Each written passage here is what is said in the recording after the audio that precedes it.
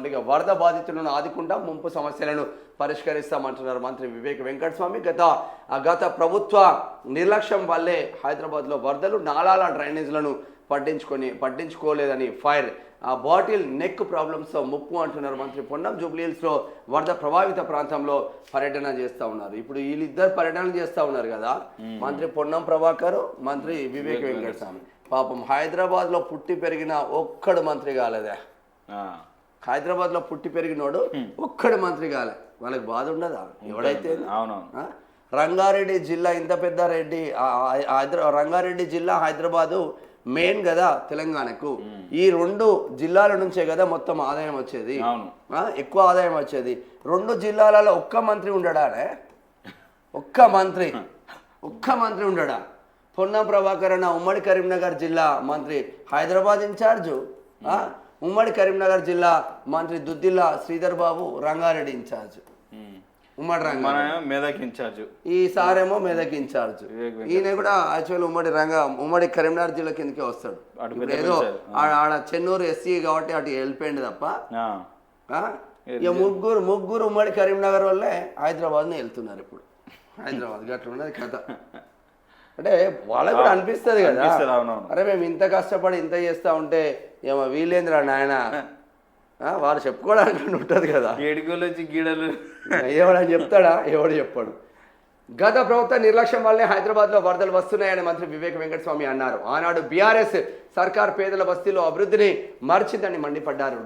డ్రైనేజీలు, నాలాలను పునర్నిర్మించడంతో సమస్యలు ఎదురవుతున్నాయని చెప్పారు. వరద బాధితులను ఆదుకుంటామని, ముప్పు సమస్యలను పరిష్కరిస్తామని హామీ ఇచ్చారు. బుధవారం జూబ్లీహిల్స్ నియోజకవర్గంలోని వరద ప్రభావిత ప్రాంతంలో మంత్రి పొన్నం ప్రభాకర్తో కలిసి వివేక్ పర్యటించారు. తొలుత షేక్పేట్ డివిజన్ ఓయూ కాలనీలోని ఆ ప్రాంతాలను మంత్రులు పరిశీలించారు. అనంతరం యూసఫ్గూడ, కృష్ణానగర్ ఏరియాలో పర్యటించారు. ఈ సందర్భంగా మంత్రి వివేక్ మాట్లాడుతూ లోకల్ రోడ్లని గ్రామ పంచాయతీ ఆధ్వర్యంలోనే ఉండాలి అని చూడాలి. ఇక్కడ ఏమైంది తెలుసా శేఖర్? ఇంకా హైదరాబాద్ డిస్ట్రిక్ట్ ఉంటుంది కదా, సరే హైదరాబాద్తో పాటు రంగారెడ్డి ఉంటుంది, మేడ్చల్ ఉంటుంది. ఇక్కడ ఉమ్మడి గ్రేటర్ హైదరాబాద్ తీసుకుందాం, జిహెచ్ఎంసీలో 24 నియోజకవర్గాలు ఉంటాయి. 24 నియోజకవర్గాల్లో 0 సీట్లు కాంగ్రెస్. 0 సీట్లు. అందుకే హైదరాబాద్లో ఒక్కడు గెలవాలి. సరే మేడ్చల్ మల్కాజ్గిరిలో గెలిచిండు, రంగారెడ్డిలో గెలిచిండు, హైదరాబాద్లో ఒక్కడు గెలవాలి. కానీ మీకు చిత్తశుద్ధి ఉంటే మంత్రి పదవి, ఎమ్మెల్సీ ఇచ్చి మంత్రి పదవి కూడా ఇవ్వచ్చు మీకు చిత్తశుద్ధి ఉంటే. ఉమ్మడి రంగారెడ్డి జిల్లాలో అనేక మంది ఉన్నారు.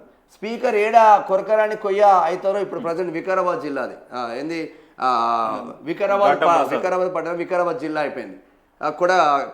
మన రేవంత్ రెడ్డి ఇది కూడా వికారాబాద్ జిల్లా కిందకి వచ్చింది. నచ్చిపోలేండి అచ్చంపేట, అది ఎస్సీ రిజర్వ్డ్ కాబట్టి ఇటు దూకిండు. సరే అది పక్కన పెడితే ఉమ్మడి రంగారెడ్డి జిల్లా వికారాబాద్ కిందకు వస్తుంది.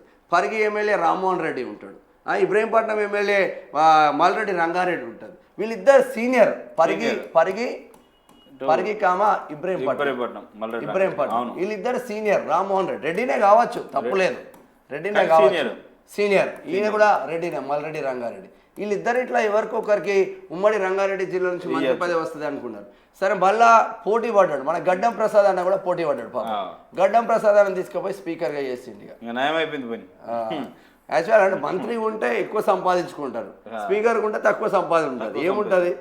రాజ్యాంగబద్ధమైన పదవి, ఏం మాట్లాడలేము, కాంట్రవర్సీ ఏం చేయలేము అంతే. సో ఇవి అట్లా చేసిండ్రు.